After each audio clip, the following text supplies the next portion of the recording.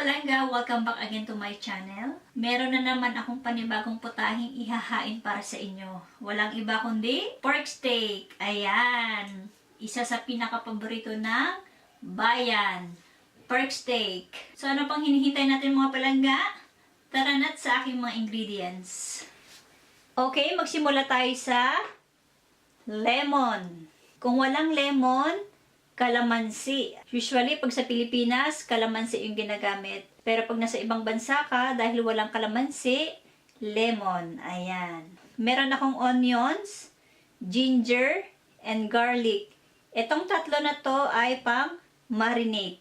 And also, white ring onions. Itong white onions na to is for toppings. Siyempre, pork. Ito yung style ng pork ko. Pwede ding pork chop ang gamitin. 1 tablespoon of red sugar, 1 cup of water, ground black pepper, hot paprika, cooking oil here, and also dato puti soy sauce. So let's proceed to the procedures. So mga palangga, ang una kong gagawin is imamarinate ko yung pork. So lalagyan ko siya ng soy sauce. Ang paglagay ng soy sauce is depende kung gaano kadami yung gusto nyo. Ayan.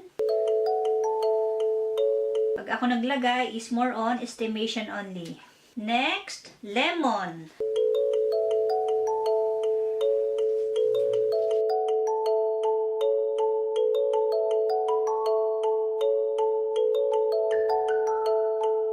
Next, ground black pepper.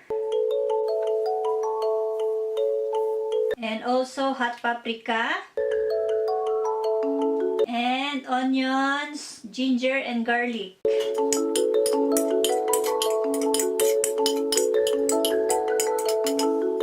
Imimix lang natin.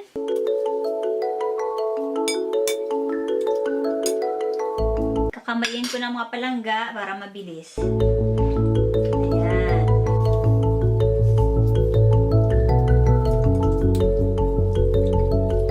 So, yung soy sauce ko, medyo konti. Kaya dadagdagan ko.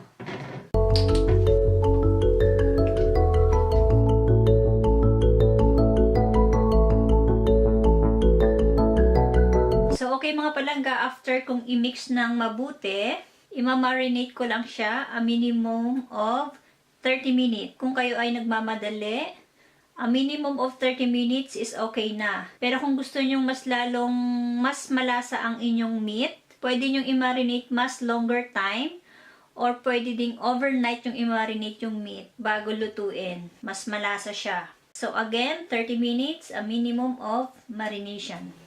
So mga palangga, after 30 minutes of marination, ipa-fry ko yung pork.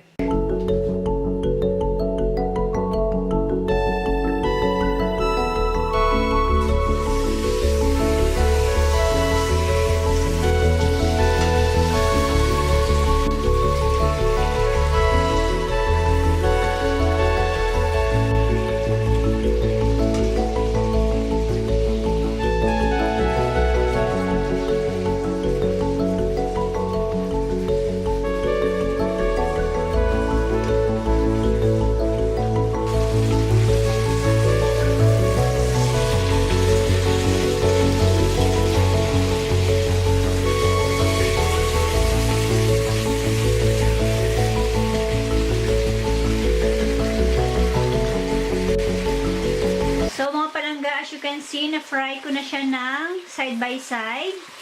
So, after kong i-fry side by side, ilalagay ko na yung minarinate na sauce. Ito yon. Ibubuhos ko lang siya.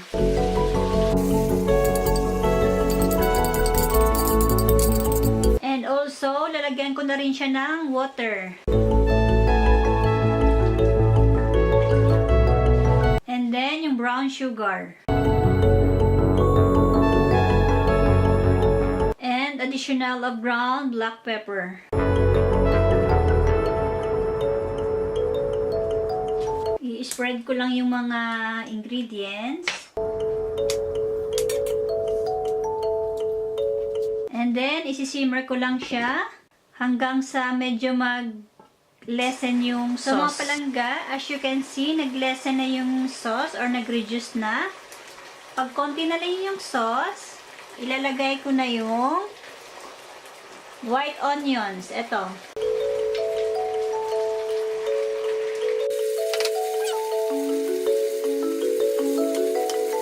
And then, isi-simmer ko lang siya about 1 minute.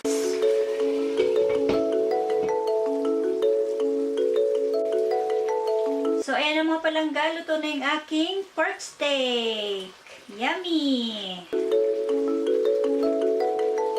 It's time to serve!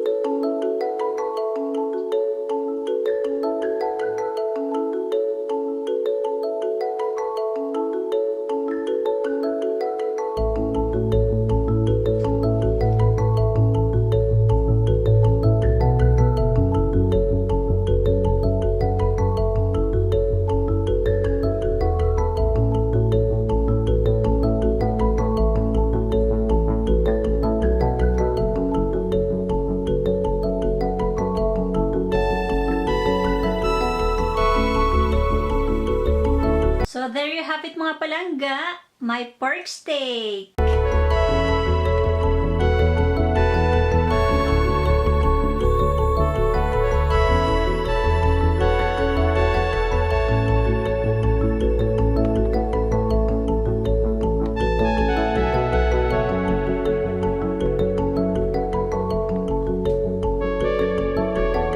Kaunta mga palangga, kaunta. It's time to eat. Favorite of the day.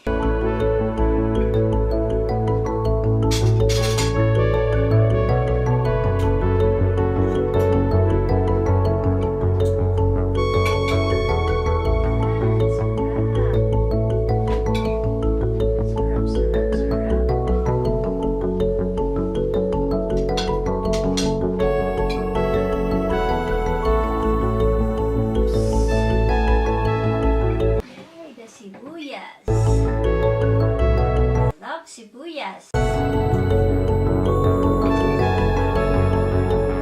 Sticky sauce. Yummers.